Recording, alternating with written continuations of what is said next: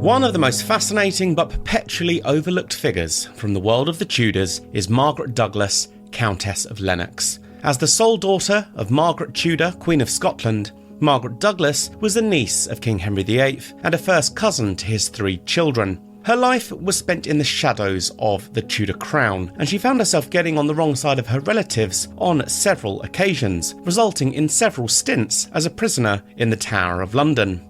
So what was her story? Well, to discuss Margaret and her fascinating life with me, I'm pleased to welcome back historian and author Beverley Adams onto the podcast for a discussion inspired by her book, The Forgotten Tudor Royal, Margaret Douglas, grandmother to King James VI and First.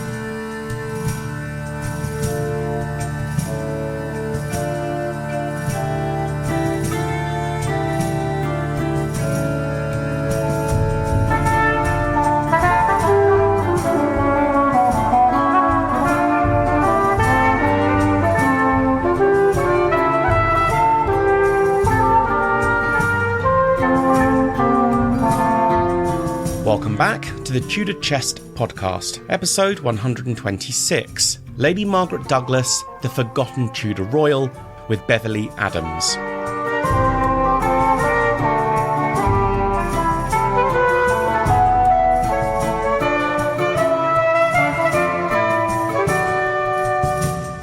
Welcome to the Tudor Chest podcast, Beverley Adams. How are you? I'm very well, thank you. Thank you for having me back on as well. It's lovely to be here. Oh, you're very welcome. And you're here today to talk about one of the most fascinating women, in my opinion, from the world of the Tudors, Lady Margaret Douglas. And this is inspired in large part from a book that you wrote a few years ago now, The Forgotten Tudor Royal, Margaret Douglas, grandmother to King James VI and First. Before we get into that conversation, a few questions just to get to know you a bit better. You've been on the podcast before, but for those who may have not listened to that episode, can you provide me with a short introduction into your background, so where you grew up and what it is that you now do full time? Yeah, of course. Well, I was born and raised in Preston, in Lancashire, and I went down the usual college university route, got a master's in English. And then I worked in life insurance for over 20 years and always loved history. History's always been my main hobby, if you will. And then I just got to the point where I didn't like my job anymore. It was during COVID, so I just thought I'm going to write a book. There was a local suffragette called Edith Rigby, who, again, was like Margaret. She was very feisty. She was very independent, and I wrote about her, and I just decided to quit my job. And 4 years later, I'm still a full-time writer. I do proofreading and editing jobs on the side as well, just to help with the pennies. But ultimately, I am a full-time writer, which is great. It's my dream job. Absolutely. And if you could jump in a time travel machine and witness a single moment from the life of Lady Margaret Douglas, what would you choose? That is such a tricky question. There are so many that I could or would want to go back to.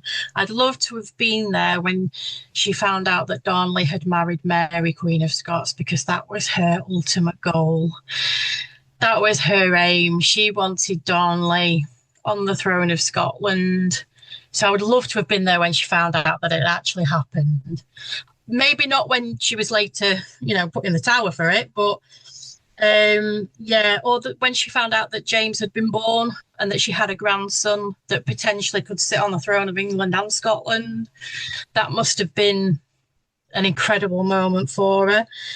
But also, because she was so popular during the reign of Henry VIII, she was very much loved by Henry VIII as her uncle. Just to be around her at that time, the Tudor court at that time must have been an amazing place to be, And like I say, she was high in favour, so she must have had the best of everything. And it would have been lovely just to sit on her shoulder and just, meander through the courts and, and to listen into conversations she was having. And did she have a Scottish accent? Did she have an English accent? Just little things like that. I think, they just fascinate me about her. I know what you mean, actually, about that. Just seeing how they were, how did. Also, I find figures like her, and as you probably know, I wrote a book about Margaret Pole, and I find these women who were royal, but not of the immediate royal family, as in not the children of Henry VIII, but his nieces or his cousins. I do find them. I would love to have seen, actually, how did they operate at the court and how strictly was the etiquette and the protocol sort of observed around them. How far behind in the line in the procession in and out of court. Where did these royal women who weren't actually princesses, where were they positioned? Who curtsied to them? All that kind of stuff. I'd love to see. Yeah, just to be a fly on the wall and just see exactly how it worked. We have books and TV programs that tell us how we think it was, but to actually see it, and also the sounds and the smells, maybe not the smells, thinking of Henry, but just the sounds, just hearing, how did they talk? Did they talk like us, or did they have a different kind of English? Just things like that I find fascinating. I just think Margaret was so well placed at that time that I think we would have learnt a lot from her, just being around her. To my knowledge and belief, they definitely sounded quite different to how we do now. I think we'd be able to understand them, but they spoke phonetically. So, the word knight, as in Knight, was pronounced knicht. Knicht. So they said the word how it was spelt. Yeah. So it would have sounded. Knicht. Well, they would have sounded very different to us, but we'd probably be able to understand them just about. Yeah. And if you had the opportunity to ask Margaret a single question, what would you ask her? I would like to ask her if it was all worth it. Was it worth all the scheming? Was it worth all the marriages without consent? Was it all worth it? I mean, also she lost all her children. She outlived all her children. Darnley was murdered, Was it worth it to get James on the throne? I mean, obviously she didn't know that James inherited the English throne because that happened after she died. But, what was all the time in the Tower of London? Was losing your husband, because he was fatally stabbed? Just was it worth it? Is power worth that? I suppose when you're royal, you've kind of got a different outlook to it. But I would like to just say, was it worth it? Was it worth losing everybody, really? Which was quite sad in the end. And I'd like to, and like, if I did have I'd like to be able to say to her, James did it. He did inherit the throne. I hope she knew that on some other level. I hope she knew that he did do it. So was it all worth it to put James on the throne of England? That would be. But it is a tough question. There are loads of things I could ask her, to be honest. I'd have a list as long as my arm. I know. So to begin with her birth, she's born in October 1515. She is the daughter of Queen Margaret of Scotland, Margaret Tudor, the older sister of King Henry VIII. She is born to Margaret's second husband, Archibald Douglas, but she's born in England. So what had led to the family, what had led to Margaret, her mother, fleeing Scotland?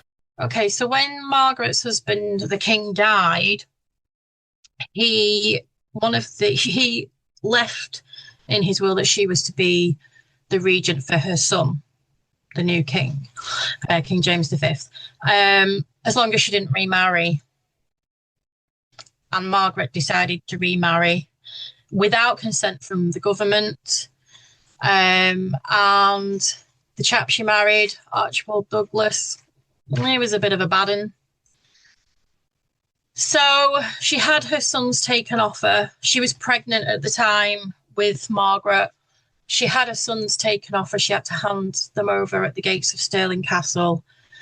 And she was taken to Edinburgh Castle. She didn't know what was going to happen to her. For all she knew, they were going to take this child from her. They were going to murder her. She had no idea what was going to happen. So she begged for them to let her go to Linlithgow, which they did. But from Linlithgow, she did escape and she headed south to England. She was basically throwing herself on Henry's mercy, hoping that he would allow her into the country and he would then look after her and her child. So yeah, she managed to get over the border. She couldn't take any of her Scottish people with her, including her husband. He had to turn back. Henry wouldn't allow any Scots into England. So she had to carry on through Northumbria with just English helpers. I think she might have had one Scottish woman with her. And she made it to Harbottle Castle, and that's where she gave birth to Margaret. And then from there, Henry agreed that she could go to London and he would, help in any way he can. He obviously hated the Scots, so anything that he could do to upset them, he was happy to do. So yeah, that's how Margaret ended up being born in England, which when, later on when Henry's writing his succession and he says no to the Scottish line, technically Margaret wasn't Scottish. She was English. She was of an English mother born in England. So I do think that's possibly why Henry doted on her so much, because she was English. And I think that counted for a lot. She was born in his realm, so maybe he saw her as his responsibility. Don't quite know. But that's how she ended up being born in Northumbria. And in those early years, did she spend a lot of time with her parents? As you say, her father wasn't present for her birth, but are the family reunited? And if so, where? And was she living quite an opulent lifestyle? The first year of her life, she was in London with the royal family. So around the same time, Catherine of Aragon had given birth to Princess Mary. Their younger sister, Mary, had given birth to her first daughter, Frances. And then there was Margaret with Margaret. So there were like three royal women, all with three daughters, roughly of the same age. So for the first year, she grew up at the court in London. But after a while, Henry was like, you need to go back to Scotland. You need to go back to your husband. But unfortunately, that husband had decided to go back to Scotland and live with somebody else. So she went back to Scotland, but they were never truly reunited. He only married Mary Tudor for power, and the wealth that power brought. So Margaret spent roughly the first 11, 12 years of her life with her mother, mainly at Stirling Castle, because that's where the king was based, obviously Margaret's half-brother. So yeah, she was brought up in quite an opulent lifestyle. She was half-sister to the king. So she was well looked after. But to King James, she was a powerful pawn. She had Scottish. Well, she didn't really have Scottish. Well, I suppose she did have Scottish royal blood, nobility, noble blood, and English royal blood. So she was a powerful pawn to have, and James knew that, or his regents knew that.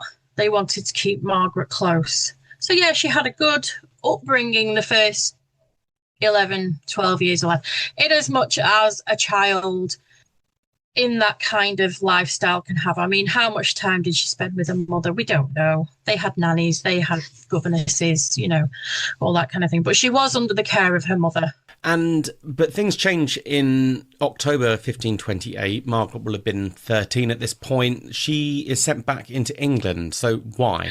So Margaret Tudor had managed to secure a divorce from Angus, her husband. He'd been living with somebody else, had children with her. He wanted to marry her, but unfortunately, she didn't bring the same kind of money that Margaret brought. And he was angry that she'd got this divorce because he was going to lose all this revenue. He was living in Margaret's houses. He was spending Margaret's money. But with a divorce, all that would end. So he wanted revenge. And that revenge was to take Margaret from her mother and take her back down to his castle in Tantallon. So once again, poor Margaret Tudor had to hand over another child at the gates of Stirling Castle and see her be taken away by somebody else. And she never saw her again, which is really sad. So he said, oh, I want to protect her, this, that, and the other. So he took her away. But King James declared Angus a traitor, and he was out to get him. He wanted him, and he wanted Margaret back. He wanted his sister back. Like I said before, she was a powerful pawn to him. She was worth something to him. So Angus managed to get confirmation from Henry VIII that he would take her at the court. So after a few months on the run, if you will, across the borders, he manages to get her over the border into England. And from there, she goes down from household to household until she reaches London and until she reaches the court of Henry, where he then takes her in under his household and under his protection, really. And was she recognised as a member of the English royal family? I mean, I know it was only at this stage Mary, so Henry VIII's daughter, who is Princess Mary, but the term Princess of the House of Tudor did that also apply to Margaret Douglas? She didn't ever have the official title of princess. But she was certainly recognised as a member of the royal family. She had Tudor blood. There was, no denying that. And Henry treated her as a beloved niece, as any uncle would, one that needed protection and needed to be, made sure that nobody from Scotland came down and kidnapped her and whisked her back up there. For James to marry off potentially to an enemy of England. So even though she didn't carry that title, she was seen as a full member of the royal family and was treated as such, yeah. And when she joins the household of her godfather, Cardinal Thomas Wolsey, can we see, is there any sort of power politics at play here? Did it benefit Wolsey to have a member of the royal family under his watch, effectively? Yeah, I think it probably did. Like I said before, Henry was keen to look after Margaret, and Wolsey was always keen to please Henry. So to offer her a safe place in his household, which I think was still up, I think it was in Berwick, so it's near the border. So to be able to offer that protection and to keep her safe and get her away from the borders down to London could have only benefited Wolsey. It could only have gone in his favour that he'd managed to keep her safe and get her to Henry safely. So, yeah, I think... And I think he probably had some affection for her. I mean, I know he had plenty of godchildren, as they did in those days, but she was still his goddaughter. And he wanted her to be safe. But as with many things at the time, there was always that underlying political, now what do I get out of this? I've got to turn this to my advantage. So I'm sure there was an element of Wolsey thinking, yeah, I'll take her, I'll look after her. And then when she's appears in London safe and sound, look what I've done, Your Majesty, give me another title or whatever. So, yeah, I do think Wolsey knew what he was doing when he said he'd put her under his wing, so to speak. And at what point do we see Margaret join her cousin, Princess Mary's household? And is there evidence to support the belief that they were firm friends, basically, from the beginning? Yeah. I mean, Margaret and Mary and Princess Mary joined the household of their Aunt Mary, so the younger Tudor sister, and her two daughters, Frances and Eleanor. So Mary Tudor was the Duchess of Suffolk, married to Charles Brandon, and they had a big country estate called Westhorpe. And the girls grew up there for a large amount of time. But with Margaret and Mary, they were very close in age. And I think because Margaret had been through a separation of their parents in a turbulent marriage, which at the same time Princess Mary is going through because Henry's trying to divorce Catherine of Aragon, they must have bonded over that, talked over that. She must have been a comfort and a support to Mary. But then as they got older, the main thing is they were both Catholic, both strong Catholics. And I think that was another thing that just bonded them closer together. And it's a friendship that lasted throughout their lives. It was quite a strong bond. So yeah, I do think they were friends from the start. I think they were relatives, they were cousins, they were first cousins. So that's quite a strong bond anyway, growing up in similar circumstances. So yeah, I think it's safe to say that they were friends from the start, and they remained so for the rest of their lives. Their friendship, I suppose, will have been challenged by the fact that Margaret is eventually appointed to the household of Anne Boleyn following Anne becoming queen in 1533. Now, given Margaret's loyalty to Princess Mary, and then a sort of by extension of that, Catherine of Aragon, I assume that this was a position that Margaret Douglas really wouldn't have wanted to have taken up. No, I don't think she would have wanted to take it up internally, but externally she knew she had to.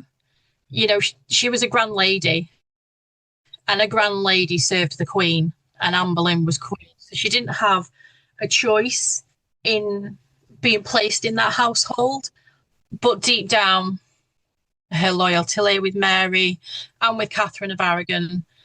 And is there any evidence to suggest that the two women, so Margaret and Anne Boleyn, had quite a difficult relationship? I mean, what do we know of these two women's actual relationship?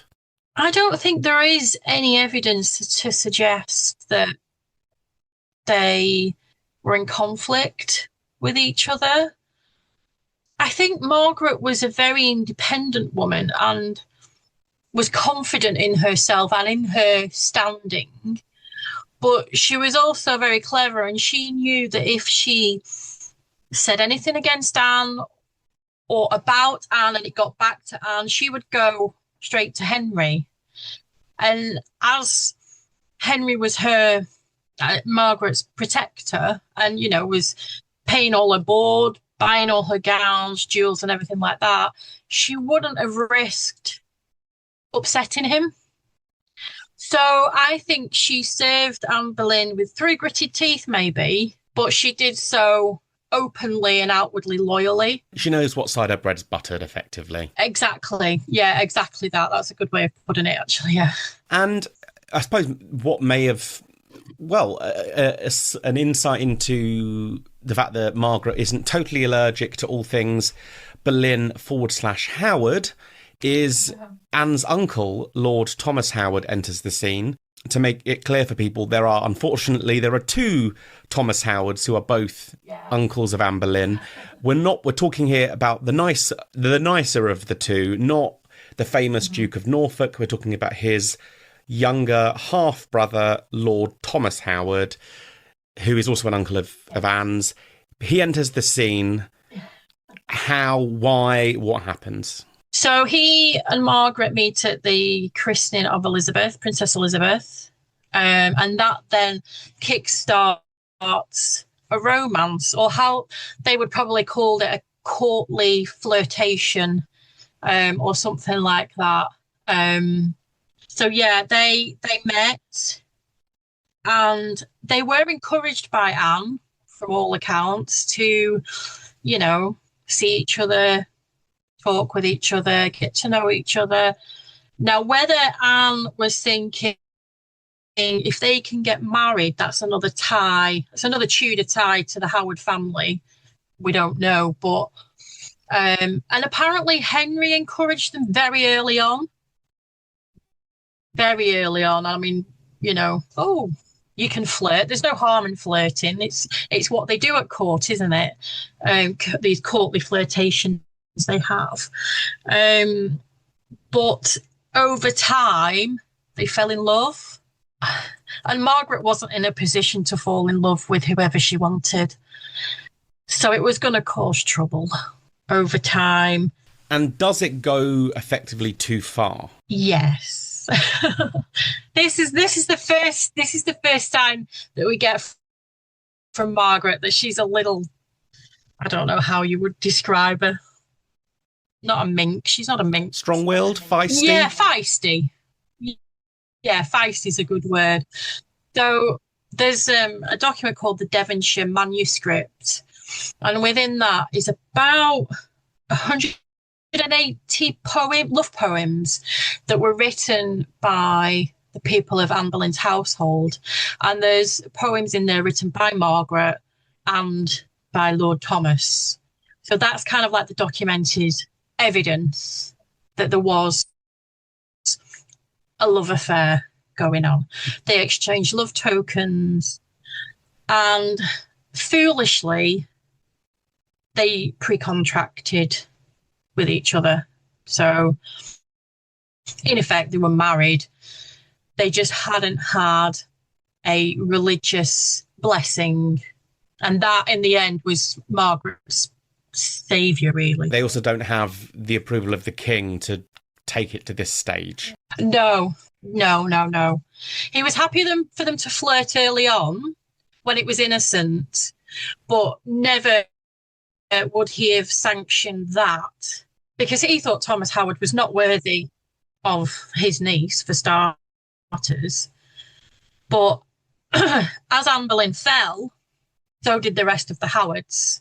Henry married Jane Seymour, and Margaret was at that point the heir to the throne, because Elizabeth and Mary had been declared illegitimate and went in line to the throne. Edward hadn't been born. So, as the English daughter of his elder sister, Margaret was next in line to the throne. And then Henry finds out. We don't exactly know how he found out. Someone just dropped a little bit of something in his ear, and it all came out. So all these love poems, all the love tokens, the pre-contract. He was apoplectic with rage, shall we say. I was about to say, like, what happened? He hits the roof. Through it. He honestly goes through the roof. Because obviously the Howards are in disgrace anyway. How dare he think he was worthy of his niece? How dare he, a Howard related to Anne Boleyn, think that he could marry into the royal family? So he throws them both in the Tower. Thomas Howard is,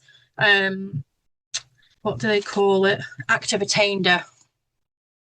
I can't remember what the correct wording is, whether he was given an activity or it was brought against him. Anyway, he's put in there for treason, basically. Margaret's arrest is a lot quieter. It's a lot low key. It's that quiet that some people don't even know she's in the Tower. And it takes them a few days to wonder where she's gone. So basically, Thomas Howard could, legitimately by the word of the law and the king, be executed. So could Margaret. She'd committed treason just as much as Thomas had. So they were both in trouble, shall I say. I mean, the king is, he executed a wife not long before. Mm-hmm. Do you think Margaret's life was ever in danger? No, I honestly don't. I know, and I say this about Mary as well, Princess Mary, Lady Mary, whatever you want to call her. As much as Henry was ruthless against his wives and against the people that crossed him, I don't ever truly believe he would have executed his daughter or his niece that he loved like a daughter. I don't think he ever would have. Now, he may have punished them in other ways, keeping them in the Tower of London, whatever, but I don't truly believe he would ever have executed them. If he wanted to, he would have done it. Same with Mary. Anne Boleyn put pressure on Henry to send Catherine and Mary to the block, and he didn't. He wouldn't do it.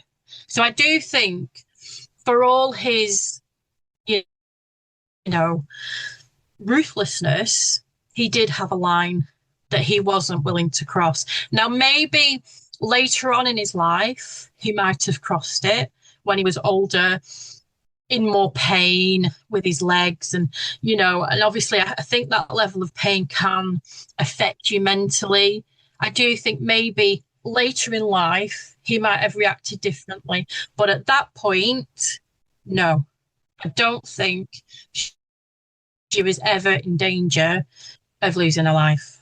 I'm inclined to agree. I mean, certainly I don't think Mary was ever in genuine danger. Margaret, and I sort of am also inclined to agree with you that maybe later in life it could have been a different situation for Margaret, because yes, she is his niece, but he does execute Margaret Pole, who's a first cousin once removed. Yes. He executes the Marquis of Exeter, who is his first cousin. So he's not against spilling blood of his members of his family, but equally, these are Plantagenets, they're not Tudors. Yeah, could he seriously have killed his sister's daughter? I don't think he would have done that. I don't think, and like you say, that's a Plantagenet line who was a threat to him, or he saw them as a threat. Margaret and Mary were never a threat to him. They were just, women that looked to him for protection, and to provide homes and, safety, things like that. So no, I don't think either of them were ever at risk of being executed by him at all. Neither Catherine of Aragon, can I say? Because I think I'm going to go a bit off-piste here. I think Catherine of Aragon, he truly loved Catherine of Aragon. And I don't think he had it in him to execute her either. Because I think deep down in his heart, he loved her. Right till the day she died. And maybe right to the day he died. There was just something about Catherine of Aragon. I mean, they were married for 20 odd years. So, and I think regardless of how much Anne Boleyn pestered, if I'm to be accepted as queen, you must do this, this. He resisted. And I think if he truly loved someone, especially family and especially women, I think they were safe. Apart from Anne Boleyn, obviously. Yes. So Margaret does eventually marry. She marries Matthew Stewart, Earl of Lennox. So who was he? And was this a politically advantageous match? So Matthew Stewart, was a member of the Scottish nobility. He did have a claim to the Scottish throne. I think he was a great-grandson of the female line. Scotland was such a turbulent country in those days. So him and his younger brother were sent to France and were brought up by his uncle. They became members of the Garde Escossais. I don't know if I'm pronouncing that right, but the Scottish Guard, basically. And then when the king died, James V died, and Mary, Queen of Scots, became queen as a tiny baby. He was called back to Scotland. So he'd lived in France most of his life. He comes back to Scotland to oppose the regency of the Earl of Arran, who also had a claim to the throne. His claim was slightly stronger because he was a grandson rather than a great-grandson. But like a lot of things in Scotland, you've got one side support one thing, one side support somebody else. Then you've got England, then you've got France, and it all comes together and it all blows up and nobody really knows where they are anymore. But they have this tiny little baby on the throne. You've got England wanting to marry their prince to their princess, to their queen. And Lennox agreed with that. He agreed with, I think it's the Treaty of Greenwich. The Scottish government didn't pass that. So he sided with Henry. He sided with England, and he fought against the Scots, basically. Marie de Guise, who was Queen Mary's mother, strung him along a few times, said, oh, marry me. No, don't marry me. Marry me. Marry my daughter. You know, and they played him, basically. They played him for a fool. Anyway, Henry turned around and say, I've got this niece, Margaret. Why don't you come and marry her? And so he did. He sailed down to the south coast of England, and they married. Sure when it was. Did have the date, 1544, in front of Henry.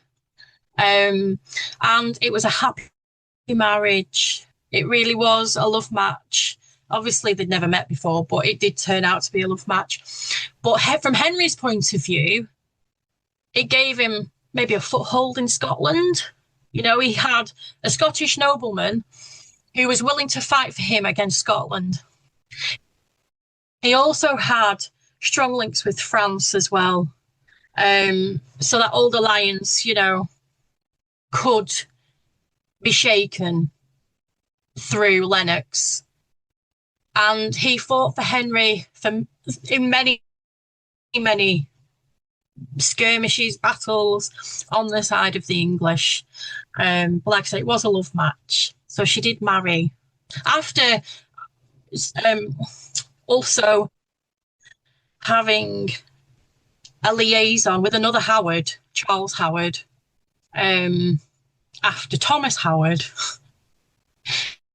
she still managed to get herself into trouble again. So I think Henry just wanted to get her married. He wanted her married to someone of his choice so that she was just settled and didn't do anything else. And the fact that it's a love match, is obviously lovely as well. And it's, from what you say, it's a politically advantageous match for Henry, but it also makes Margaret a countess of a Scottish title. So it sort of sounds like it was dreamy all round, basically. Yeah, it worked well on all sides, I think. Not sure how the Scots felt about it, but it was great for England. As a member of the English royal family, I assume that Margaret would have also had her own household as well. And if so, how big would have that been? And did she ever have properties or estates that were hers in her own right? When she was living at court before she was married, she wouldn't have had her own household. She may have had her own maids, but she was living in the household of the Queen.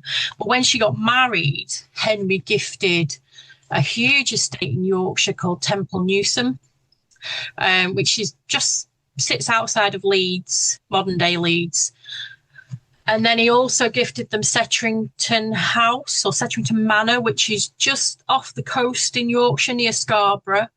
So he did set them up. So she did have her own households to run. The one at Temple Newsome would have been large because it is quite a grand estate. So she would have had a household to run. Now, why he chose the north was probably to give Lennox access to Scotland fairly quickly, should they need it. They also had a castle over in Cumbria, which again was near the border, so easy access to Scotland. It also meant he could get back over the border quickly, if the other way, if he needed to. So yeah, she did have households when she was married. They would have been fairly large. And as she has them, as she had children, the households would have grown even more because the children would have had their own households too.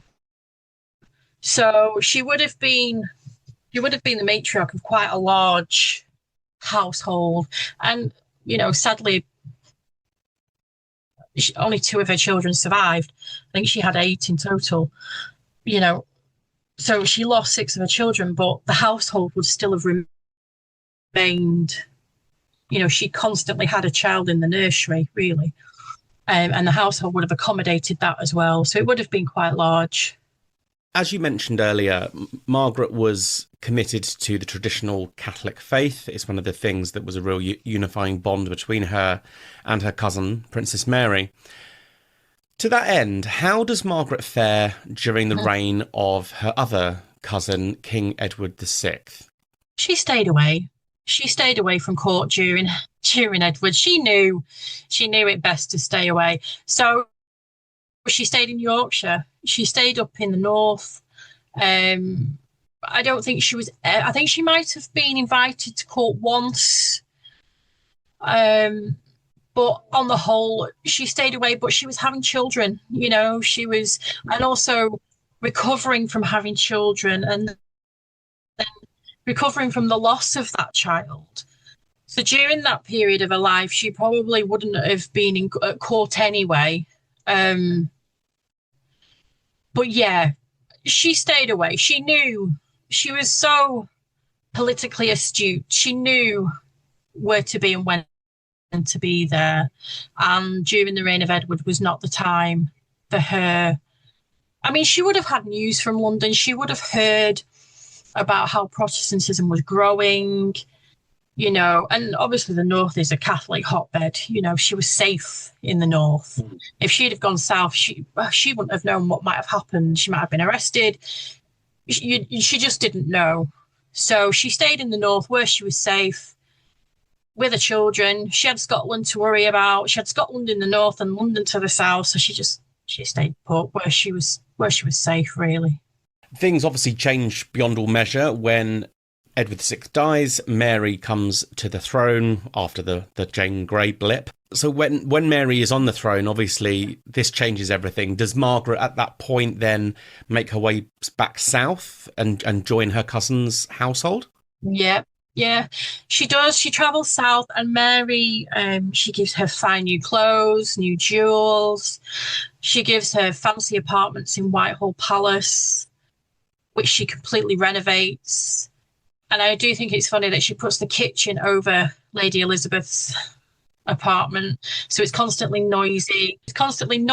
Smelly. Yeah, wasn't that deliberate? Because it was at the point when Elizabeth is under house arrest and Margaret finds out Elizabeth's below her, so she has her kitchen deliberately done overnight, or there's some sort of story there. Yeah, she deliberately places it over Elizabeth's apartments to cause her as much disruption day and night as she could. So the cooking smells, just people tramping along the floor, pots and pans, all that. So yeah, she did do it to antagonize Elizabeth a little bit. But Mary really provided for her. She appointed Lennox to the Privy Council. Margaret became the keeper of the Privy Purse. So they were high in favour under Mary. She was she was pretty much Mary's right-hand woman. They were close, they were friends, they were family. So she knew she had Margaret's loyalty, which I think probably counted for a lot in those days. And at one point, Mary actually says that she would like to have left her crown to Margaret, to name Margaret as her successor. Do you think, had she had the ability to do that, do you think she would have left her crown to Margaret rather than Elizabeth? Yes, I do.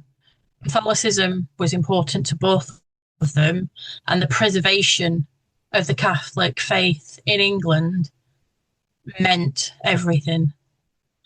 So if she had been able to get that through Parliament and ratified by Parliament, yes, I think Mary would have chosen Margaret over Elizabeth. And also Margaret had an heir, she had Darnley, so you could see the succession, which is one of the reasons why I think James became king in England, because he had his family, he had the succession, you could see the future.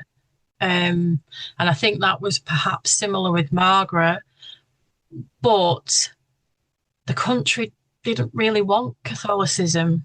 So why it didn't get through Parliament? Maybe because they didn't want another Catholic queen.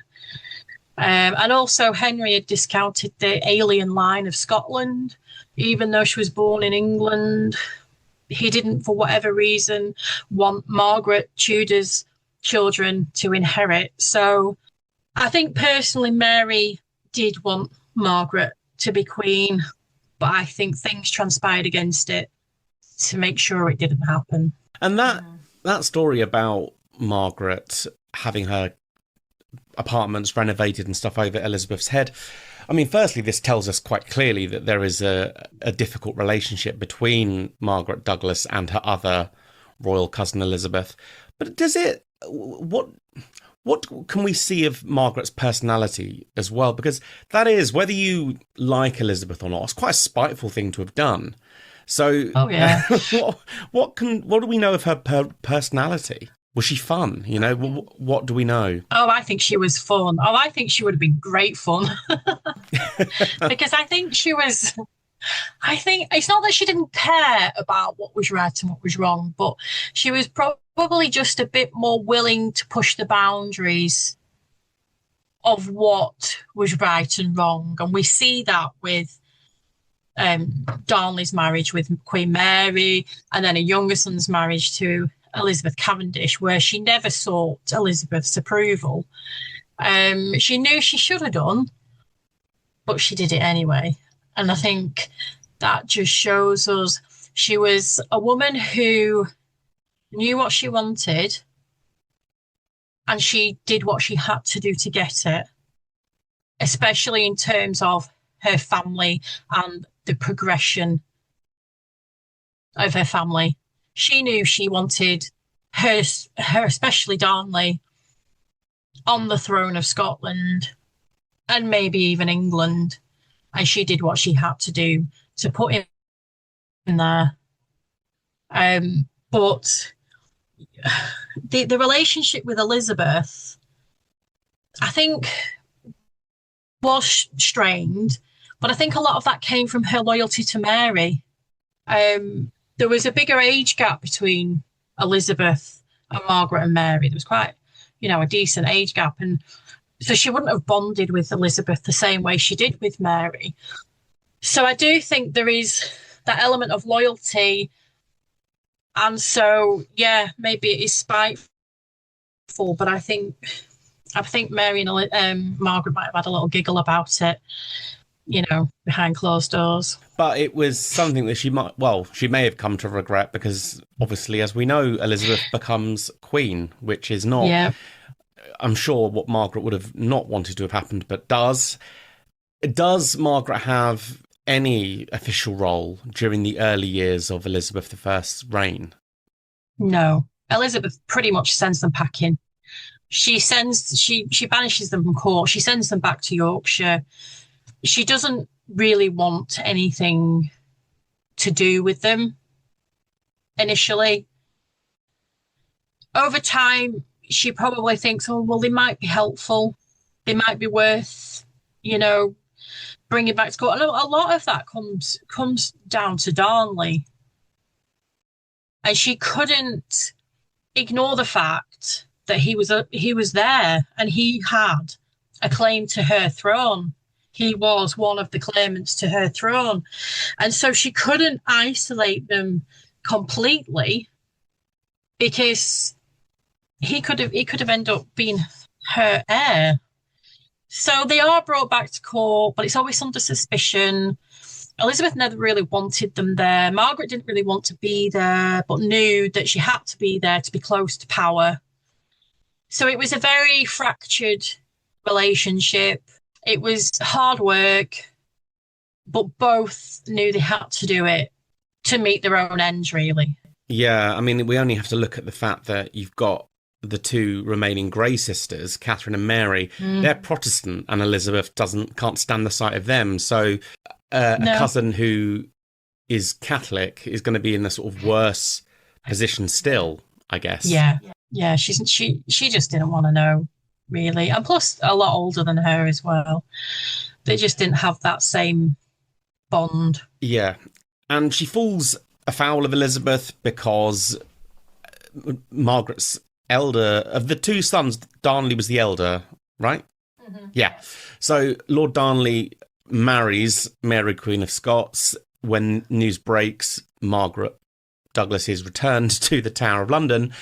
How instrumental was Margaret in getting her son married to the Scottish Queen? Oh, I think it was completely down to Margaret. She knew. I mean, this goes back to when Queen Mary was in France, and she became queen there. Mary sent Darnley, who was only young, across to France with 1,000 marks as a congratulatory gift for becoming queen. Margaret sent Darnley, to France to pay homage, really, to Queen Mary and King Francis. He was invited to the coronation, and it was all about putting Darnley in Mary's eye line. Now, at that stage, obviously, Margaret would never have known that King Francis would have died only a few months later. But it did no harm to place him in her, social thinking. Oh, Darnley, who's this young man? And then when Francis dies, he goes back to offer condolence to Queen Mary. So that's twice he's come into her presence, and she's obviously aware of him. And then when she arrives back in Scotland, one of the first things Margaret does is, you get yourself up there. Now, Lennox had gone north to see Queen Mary because he wanted his lands back, his lands and titles, because they'd been, taken away from him. So he goes north with Elizabeth's consent, I have to say. And then after about, I think it's 3 months, he's still not home. So Margaret's like, well, why don't you send Darnley to bring him home? She knew what she was doing. She was savvy. And Elizabeth said, okay, you can go as long as you promise you won't marry Queen Mary. Yeah, I won't marry her, I promise. So off he tootles. Yeah, exactly. Off he tootles off up to Scotland. And within weeks, whatever, they're married. Margaret knew exactly what she was doing. She knew exactly where to put Darnley. She may have had a bit of fortune when King Francis died, but it was all about placing him in the right place at the right time. And he was a good-looking lad. There's no getting away from that. And she was bound to have noticed him because he was tall. He was very tall. So, of course, he stood out. She was tall as well.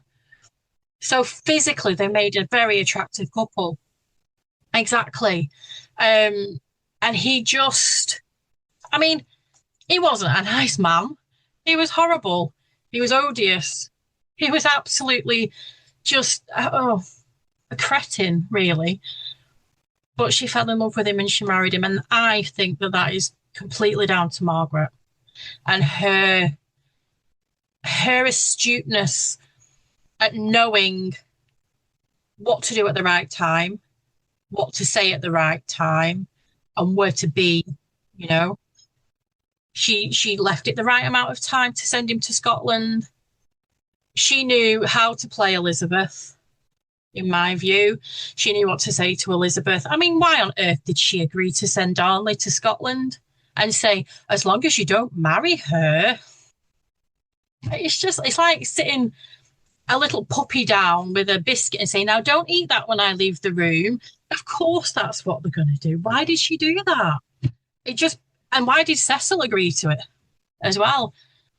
So, yeah, to get back to the original question, I think Margaret was instrumental in it. And I think Darnley and Lennox did not what they were told, but I think Margaret suggested it and they thought, yeah, that's a good idea. Yeah, let's do that. She wanted her son on the Scottish throne and she got her son on the Scottish throne. And then she ended up with her grandson on the English one. Yeah. Do you think that Margaret held a genuine desire / belief in deposing Elizabeth in favour of Mary? Like, had Margaret... I don't believe Margaret was ever associated with things like the Babington plot, but do you think Margaret would have... Do you think Margaret would have supported that type of thing? That's really tough. No. I don't think she did want to depose Elizabeth. I think, and it's similar with the Lady Jane Grey-Blip and Queen Mary. People understood that it was Mary's right to the throne regardless of her religion. Didn't matter that they were Protestant and she was Catholic. It was her right. And I think the same may have been with Margaret and Elizabeth. Margaret understood it was Elizabeth's birthright to sit on the throne. And I think if a Catholic plot like the Babington plot had been going on, I don't think she would have done anything to stop it, but I don't think she would have aided it either. I think she would have just sat back and played it out and then made her move once she knew what had happened. So I don't think she ever wanted to depose Elizabeth in place of Mary. No, I don't believe that. So how did Margaret spend her final days? And was she actively involved in advocating for her grandson, James VI of Scotland, to be named as Elizabeth's named successor? Well, towards the end of her life, especially in the last maybe few months, she had a daughter, Arbella Stuart, who was the daughter of her younger son Charles and Elizabeth Cavendish. She was also a claimant to the throne eventually, but she lived with Margaret in London after Charles died. Elizabeth and Arbella stayed with her, but as Margaret grew older, Arbella and Elizabeth went back to Derbyshire to live with her maternal grandmother, Bess of Hardwick. So in her final few months, weeks, she didn't have Elizabeth's ear for starters. So I don't think there was any personal petitioning or, name James, the fact that he was her grandson might have put Elizabeth off, to be fair. So maybe she just thought, I'll keep out of it, keep my mouth shut. I don't think she just wasn't in Elizabeth's sphere by then because she, like I say, she'd married Charles to Elizabeth Cavendish without her permission. And that was the third or fourth time she'd crossed Elizabeth. And I just think Margaret realised she's not going to get anywhere with Elizabeth. Now, she might have spoke to Cecil, to Dudley, to people like that, but there's no evidence of that. So I don't think there was on Margaret's part any pushing of it, shall we say, of making him He, she wanted to make sure he was secure on his Scottish throne before even thinking about becoming King of England. I'm not quite sure how old James was when Margaret died, um, but I don't think it was being discussed. Maybe even at that time, the most important thing was making sure James stayed on his Scottish throne. Really. And there is some suggestion, maybe more conspiracy theory, but that Margaret actually died as a result of being poisoned, possibly slipped to her only days earlier by Robert Dudley. So, do you believe there's anything in this story? Where does it come from, etc.? I don't believe that one bit. No. I think it's just coincidence. He dined with her a few days before at her home. They were friends, they'd grown up, they'd been at court together for a long, long time. And he'd gone round to dinner, and she just happened to die a couple of days later. But let's not forget she was 62, which in those days was a grand old age. So if the only reason Robert Dudley would have slipped a poison was to benefit Elizabeth. If Elizabeth wanted Margaret dead, she'd have done it years ago. She had ample opportunity, to charge her with treason or whatever. So why poison her and let her die in her own bed? It doesn't make sense, really. And there was no other reason why Dudley would have wanted her dead. It just doesn't make any sense. I think that's just pure coincidence. And I think the fact that he dined with her, the day before, a couple of days before, was just an opportunity for people to think, oh, it's like him pushing his wife down the stairs. It's, oh, did he do that? And that whole thing, well, did he murder his wife? He could have murdered Margaret. It just doesn't ring true for me. I think it was just a coincidence. And she was an elderly lady that passed away in her bed. And that's always been my, but also if Margaret Douglas had died on the scaffold and not peacefully in her bed, we would know who she is. But if you go out onto the street and say, do you know who Margaret Douglas is, Countess? No, nobody's got a clue, unless you're really into your Tudor history. Nobody knows because she died peacefully in her bed at a good age. Yeah, the fact that she got there, the fact that she did die in her bed is remarkable given the honestly, in and out of the tower. How did that woman keep her head on her shoulders? Honestly, but I think that comes down to her character and her strength and character. That she did keep her head on the shoulders. How did she do it? She crossed Henry twice. She crossed Elizabeth, countless times. And yet she dies at the age of 62 in her bed after getting a chill or whatever it was. Can't quite remember what she died of. I've often wondered, was there a moment when, the governor of the Tower of London was like, oh, back again. Back again. I've got your rooms ready.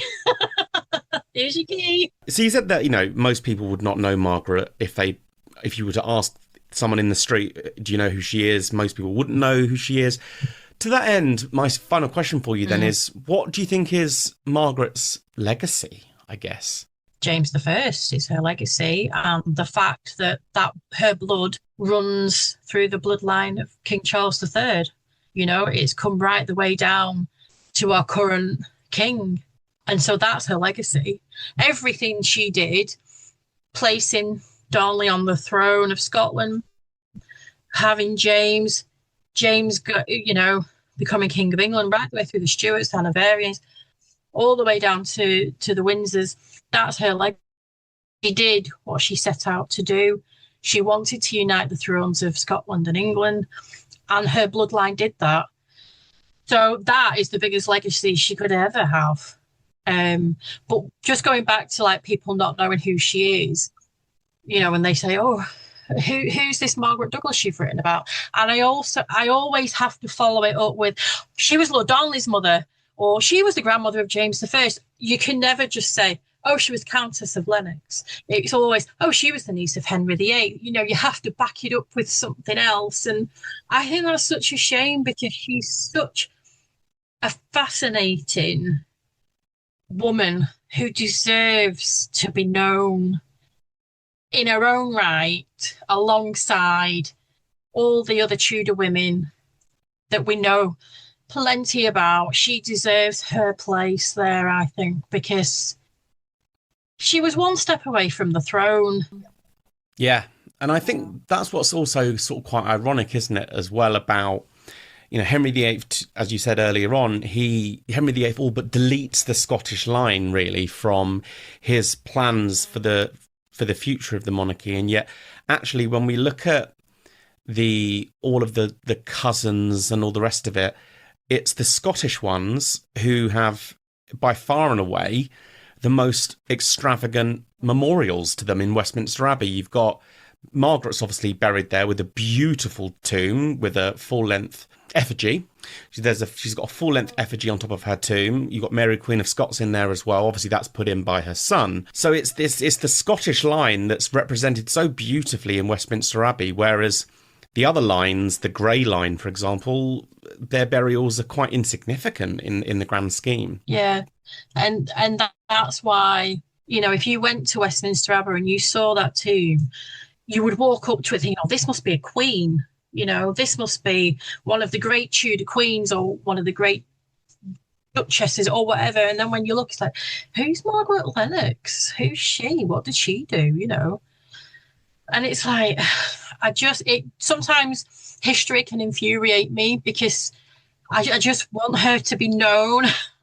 And I just have this little book that sits out there, and I'm so desperate for people to read it and just to know more about her and just understand who she is, where she came from, what she did, and what she achieved.